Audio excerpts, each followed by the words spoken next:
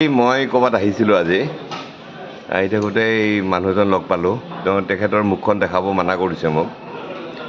মই কথা পাতি থাকোঁতে মানে অসমৰ জুবিন গাৰ্গৰ কথা ওলাল, অসমৰ বহুত কথা ওলাল। শ্যামকানু মহন্তৰ কথা ওলাওঁতে মই তেওঁক সুধিলোঁ, তেওঁ একচুৱেলি শ্যামকানু মহন্তৰ খাচ হয়।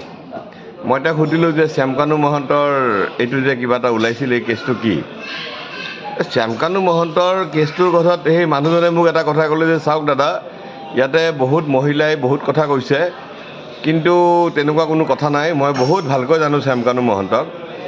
শ্যামকানু মহন্তৰ মহিলাৰ প্ৰতি কোনো কোনো আকৰ্ষণেই নাই। তেওঁ পুৰুষকে ভাল পায়। আৰু মোক আচৰিত পালোঁ, মোক এটা কথা ক'লে যে শ্যামকানু মহন্ত গে হয়। মইতো চক খাই গৈছোঁ একদম, বাপৰে কি কম, তই গে হয়? মহিলাবিলাকে কিয় কৈছে? মহিলাবিলাকে এইবিলাক পাব্লিচিটিৰ কাৰণে কৈ আছে। আৰু কিন্তু Shyamkanu Mahanta originally is a গে। মইতো জাপ মাৰি গৈছোঁ, বাপৰে বাপ, কি কবি ই গে?